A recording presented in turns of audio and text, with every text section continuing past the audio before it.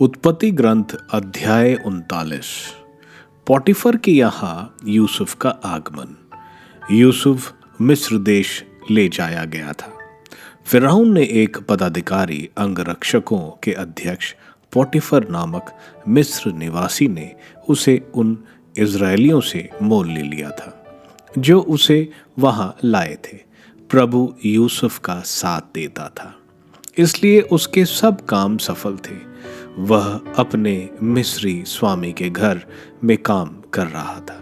जब उसके स्वामी ने देखा कि प्रभु उसका साथ देता है और प्रभु उसके सब काम सिद्ध कर देता है, तो यूसुफ उसका कृपा पात्र बना। उसने उसे अपना निजी सेवक और अपने घर एवं समस्त संपत्ति का प्रबंधक बनाया। जब से उसने उसे अपने घर और समस्त संपत्ति का प्रबंधक बनाया, प्रभु यूसुफ के कारण उस मिस्री के घर को आशीर्वाद देने लगा।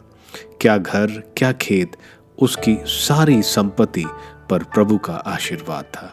इसलिए उसने अपनी समस्त संपत्ति का प्रबंध यूसुफ के हाथ में दे दिया और उसके रहते उसे अब खाने पीने के सिवा और किसी चीज की परवाह नहीं रह गई।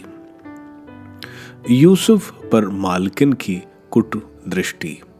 यूसुफ सुडौल और सुंदर युवक था। कुछ समय बाद उसके स्वामी की पत्नी यूसुफ पर आसक्त हुई और उससे कहा, मेरे साथ सोने आओ।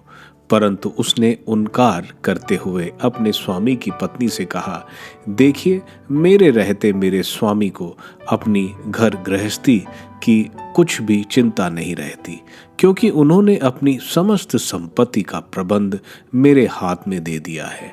इस घर पर मुझसे अधिक अधिकार भी नहीं रखते सिवा आपके, क्योंकि आप उनकी पत्नी हैं।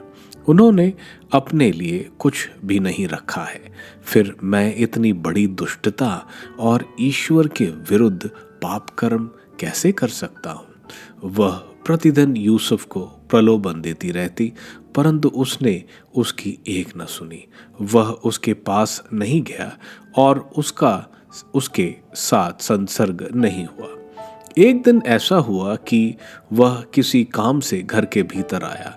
उस समय नौकरों में कोई भी घर में नहीं था।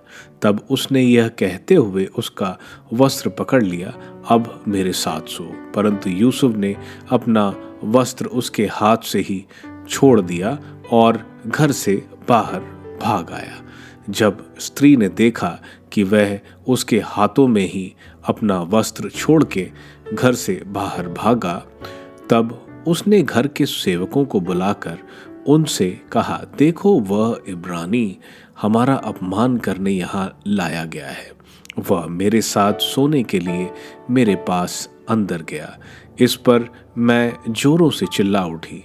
जब उसने जोर जोर से चिल्लाने की मेरी आवाज़ सुनी, तो मेरे पास अपना वस्त्र छोड़कर वह बाहर निकल गया। जब तक उसका पति घर न लौटा, उसने उसका वस्त्र अपने पास रखा। उसने उससे यह कहा, वह इब्रानी दास जिसे तुम हमारे यहाँ लाए हो, मेरा अपमान करने के लिए मेरे पास आया था। परंतु जब मैं जोर जोर से चिल्लाने लगी, तब वह अपना वस्त्र मेरे पास छोड़कर भाग निकला। बंदी गृह में यूसुफ। तब उसके स्वामी ने अपने पत्नी की यह बात सुनी कि उसके दास ने उसके पत्नी के साथ ऐसा बुरा व्यवहार किया है, तब वह क्रुद्ध हो गया। यूसुफ के स्वामी ने उसे पकड़वाकर बंदी गृह में डलवा दिया, जहां राजा के बंदी कैद थे। वहां वह बंदी गृह में रहा, परंतु प्रभु यूसुफ का साथ देता रहा। उसने उस पर दया की और वह बंदी गृह के अध्यक्ष का कृपा पात्र बन गया। बंदी गृह के अध्यक्ष ने जेल के सब बंदियों पर यूसुफ को नियुक्त किया और वहां का सब प्रबंध उसी के हाथों में दे दिया। बंदी गृह के अध्यक्ष को अब इस बात की आवश्यकता नहीं रही कि वह यूसुफ के हाथों में सौंपे हुए किसी काम की परवाह करे, क्योंकि प्रभु उसके साथ था और वह जो कुछ करता था, प्रभु उसमें उसे सफलता देता था।